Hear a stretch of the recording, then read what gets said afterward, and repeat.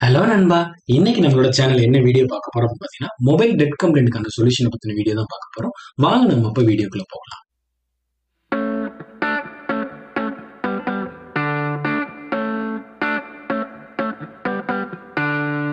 So இதுக்கு முன்னாடி ஒரு CPU டெட், அதாவது CPU நல்லா இருக்கா நல்லா இல்லையான்னு தெரிஞ்சுக்கிறதுக்கான ஒரு வீடியோ வந்து நம்ம போஸ்ட் பண்ணியிருந்தோம். ஒரு 2 விதமான வோல்டேஜ் செக் பண்ணி நம்ம CPU குட் ஆர் பேட் அப்படின்னு தெரிஞ்சுக்கிறதுக்காக நம்ம ஒரு வீடியோ வந்து போஸ்ட் பண்ணியிருந்தோம். ஸோ அது நல்லாவே சப்போர்ட் பண்ணியிருந்தீங்க. ஸோ இந்த வீடியோ வந்து பார்த்தீங்க அப்படின்னா, ஒரு மொபைல் ஃபோன் டெட் ஆயிருச்சு அப்படின்னா ஒரு ஷார்ட் ஆகுறதோ இல்ல ஒரு மொபைல் போன்ல CPU மட்டும் தான் கம்ப்ளைண்ட் அப்படின்றத உறுதிப்படுத்த முடியாது. சார் நான் வந்து வோல்டேஜ் வைஸ்ல நான் எல்லாமே செக் பண்ணிட்டேன். பிரைமரி வோல்டேஜும் செக் பண்ணிட்டேன், செகண்டரி வோல்டேஜும் செக் பண்ணிட்டேன். பட் இருந்தாலும் என் மொபைல் போன் வந்து இன்னும் ஆன் ஆகல அப்படின்னு சொல்லும்போது நம்ம அடுத்ததா செக் பண்ண வேண்டியது அடுத்தது சிக்னல் லைன்ஸ், கிளாக் சிக்னல்ஸை நம்ம செக் பண்ண வேண்டியது இருக்கும். ஸோ அந்த கிளாக் சிக்னல்ஸை பத்தி தான் நம்ம இந்த வீடியோல பார்க்க போறோம். ஸோ நான் வந்து ஒரு பவர்ஸ்ல இருந்து வெளியாகக்கூடிய ரெகுலேட்டர் வோல்டேஜும் செக் பண்ணிட்டேன், VPH பவர் வோல்டேஜும் செக் பண்ணிட்டேன், CPU இருந்து வரக்கூடிய அந்த நம்ம CPU பவர் ஆன் ரீசெட்டையும் PS வோல்டேஜும் நம்ம செக் பண்ணியாச்சு. இருந்தும் மொபைல் போன் ஆன் ஆகல சார் அப்படின்ற கண்டிஷன் இருந்துச்சு அப்படின்னா அடுத்த சொல்யூஷன் வந்து நம்ம செக் பண்ண வேண்டியது ஒரு கிளாக் சிக்னல்ஸ். அதாவது நம்மளோட பவரைஸ்ல இருந்து கனெக்ட் ஆகக்கூடிய பவரைஸ்ல இருந்து CPU IC கனெக்ட் ஆகக்கூடிய BB அண்டர்ஸ்கோர் கிளாக், அதாவது பேஸ் பேண்ட் கிளாக் அப்படின்னு சொல்லக்கூடிய ஒரு கிளாக் சிக்னல். சோ அந்த கிளாக் சிக்னல் எது மூலமா நம்மளுக்கு கனெக்ட் ஆகுது அப்படின்னு கேட்டீங்க அப்படின்னா ஒரு 0 ஓம் ரெசிஸ்டர் மூலமா நம்மளுக்கு கனெக்ட் ஆகுது. சோ ஆக்சுவலி ஒரு மொபைல் போன் டெட்ல இருக்கு அப்படின்னா நான் சொன்ன மாதிரி, அதாவது இதுக்கு முன்னாடி வீடியோல ஒரு CPU வரக்குள்ள 1.8 வோல்ட் செக் பண்ணி எனக்கு ஆன் ஆகலனா அடுத்து நம்ம செக் பண்ண வேண்டியது BB அண்டர்ஸ்கோர் கிளாக் சிக்னல். அதாவது இது வந்து ஒரு 0 ஓம் ரெசிஸ்டர் மூலமா கனெக்ட் பண்ணிருப்பாங்க. இது ஜஸ்ட் ஒரு சிக்னல் தான். சோ இந்த இடத்துல எந்த ஒரு வோல்டேஜும் ஜென்ரேட் ஆக போறது கிடையாது. ஒருவேளை இந்த ரெசிஸ்டர் நம்மளுக்கு வந்து அந்த 0 ஓம் ரெசிஸ்டர் வந்து நமக்கு ஃபெயிலியர் ஆயிடுச்சு அப்படின்னா நம்மளுக்கு இந்த கிளாக் சிக்னல் ஆனது நம்மளுக்கு கனெக்ட் ஆகுது. அது மூலமா நம்ம மொபைல் போன் வந்து ஆன் ஆகாம போறதுக்கு வாய்ப்புகள் நிறையவே இருக்கு. சார் அப்ப அந்த கிளாக்ஸ் அந்த 0 ஓம் ரெசிஸ்டர் வந்து நம்மளுக்கு வந்து ஃபெயிலியர் ஆயிடுச்சு சார், எனக்கு வந்து ஓப்பன் ஆயிடுச்சு, அப்ப அந்த ரெசிஸ்டர் நான் எடுத்து விட்டுட்டா ஷார்ட் பண்ணிட்டா எனக்கு வந்து இந்த இடத்துல நம்மளோட மொபைல் போன் வந்து டர்ன் ஆன் ஆயிருமா அப்படின்னு நிறைய பேர் நினைக்கலாம். அப்படி பண்ணவே கூடாது. அந்த இடத்துல நம்மளுக்கு கண்டிப்பா ரீப்ளேஸ் பண்ணும். ஒரு 0 ஓம் ரெசிஸ்டர் நம்ம ரீப்ளேஸ் பண்ணும். நான் அந்த இடத்துல ஷார்ட் பண்றேன் இல்ல ஹையர் வேல்யூவா போடுறேன்னா கண்டிப்பா அந்த இடத்துல மொபைல் போன் என்ன ஆகாது, டர்ன் ஆன் ஆகவே ஆகாது.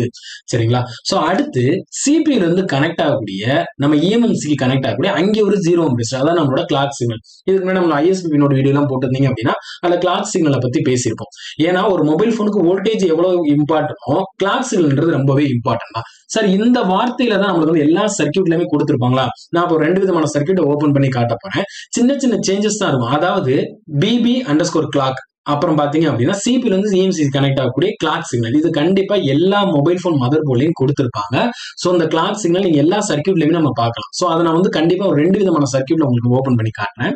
இப்ப இந்த CPU IC இருந்து EMC செல்லக்கூடிய கிளாக் சிக்னலும் எது மூலமா கனெக்ட் பண்ணா ஒரு 0 ஓம் ரெசிஸ்டர் மூலம் தான் கண்டிப்பா கனெக்ட் பண்ணிருப்பாங்க. ஏன்னா ISP வீடியோ பார்த்திருந்தீங்க அப்படின்னா அதுல நம்ம 0 ஓம் ரெசிஸ்டர்ல இருந்தா நம்ம என்ன பண்ணிருப்போம், அந்த கிளாக் சிக்னலை ஜம்பரே பண்ணிருப்போம்.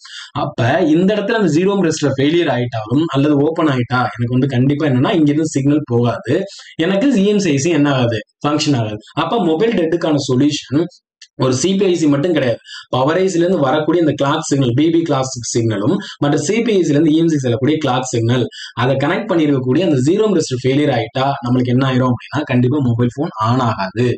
ஒருவேளை அதுக்கு சொல்யூஷன் வந்து நான் எடுத்துட்டு ஜம்பர் பண்றேன், பண்ணவே கூடாது. கண்டிப்பா அந்த இடத்துல ரீப்ளேஸ் தான் பண்ணணும். ஏன் சார் இதோட ஹையர் வேல்யூ போடக்கூடாது? கண்டிப்பா அதுவும் செய்யக்கூடாது. சோ 0 ஓம் ரெசிஸ்டர்ல அந்த வேல்யூவை நீங்க ரீப்ளேஸ் பண்ணிட்டா கண்டிப்பா நம்ம மொபைல் போன் ஆன் ஆகிறதுக்கு வாய்ப்பு இருக்கு. இது எப்ப நான் வோல்டேஜ் லெவல்லாம் செக் பண்ணிட்டேன், எனக்கு வோல்டேஜ் செக் பண்ணி ஆன் ஆகலைன்ற பட்சத்துக்கு தான் அடுத்து இந்த கிளாக் சிக்னல். ஏன்னா வோல்டேஜ் லெவலும் முக்கியம், கிளாக் சிக்னலும் முக்கியம். சரிங்களா? சோ இதைத்தான் நான் வந்து இந்த இமேஜ் வியூல வச்சு உங்களுக்கு சொல்லியிருக்கேன். இப்ப இதே நான் வந்து ஒரு சர்க்கியூட் வியூல நம்ம வந்து ஓபன் பண்ணி பார்க்கலாம். அதாவது இதுக்கு முன்னாடி நம்ம இமேஜ்ல பார்த்த மாதிரி இப்ப வந்து பாத்தீங்க அப்படின்னா நான் ஒரு சர்க்கியூட் ஓபன் பண்ணிருக்கேன். ரெட்மி மாடலோட ஒரு மதர் போர்டோட சர்க்கியூட் தான் அது. நம்மளுக்கு இந்த இடத்துல நம்மளுக்கு தேவையான வார்த்தை BB அண்டர்ஸ்கோர் கிளாக், அல்லது அடுத்து வந்து பாத்தீங்கன்னா CPU செல்லக்கூடிய EMC செல்லக்கூடிய கிளாக் சிக்னல் பத்தி தான் பார்க்க போறோம்.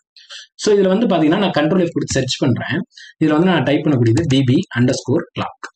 சோ இந்த இடத்துல பாத்தீங்கன்னா நம்மளுக்கு நிறைய இடத்துல காட்டுது. பட் நம்மளுக்கு தேவையானது BB கிளாக் தான், அதாவது பேஸ் பேண்ட் கிளாக், அதாவது நம்மளோட 0 ஓம் ரெசிஸ்டர் கனெக்ட் ஆயிருக்கும். சோ மத்த கிளாக்ல எதுவுமே அந்த 0 ஓம் ரெசிஸ்டர் வந்து கனெக்ட் ஆகாது, வெறும் சிக்னல் லைனர்ஸ் தான் இருக்கும்.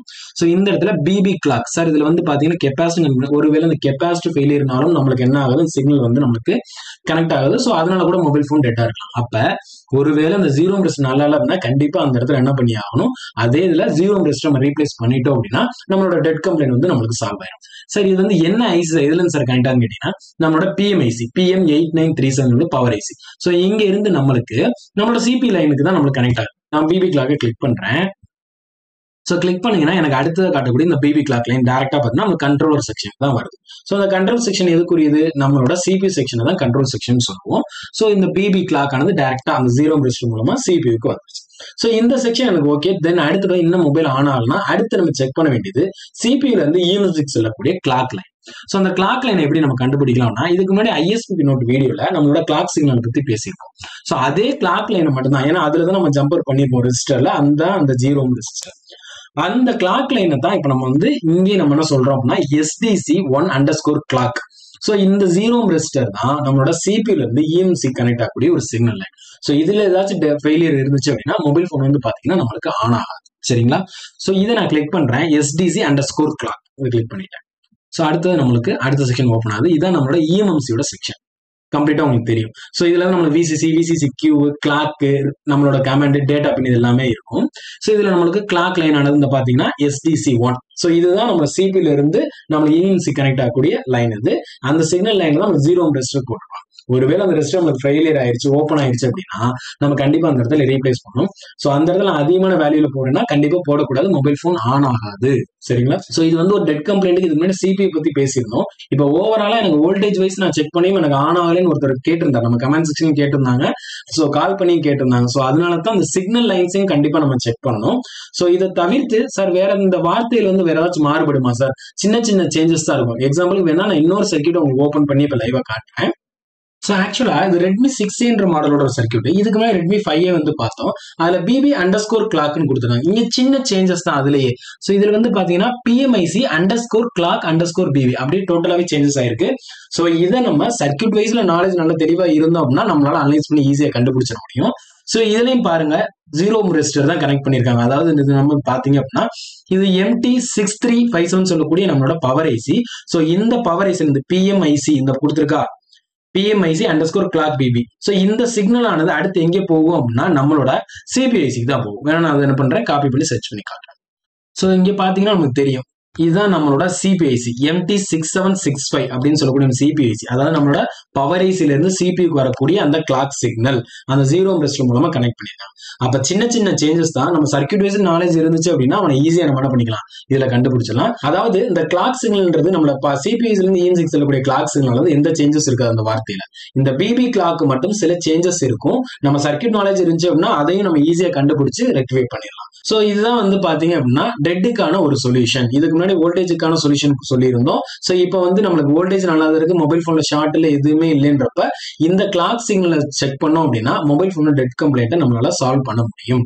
சரிங்களா? ஸோ இந்த வீடியோ உங்களுக்கு பிடிச்சிருந்துச்சு அப்படின்னா லைக் பண்ணுங்க, சப்ஸ்கிரைப் பண்ணுங்க, அப்படியே பெல் பட்டனை மறக்காம பிரஸ் பண்ணுங்க. முடிஞ்ச வீடியோஸ் வந்து ஷேர் பண்ணுங்க. தேங்க்யூ ஃபார் வாட்சிங்.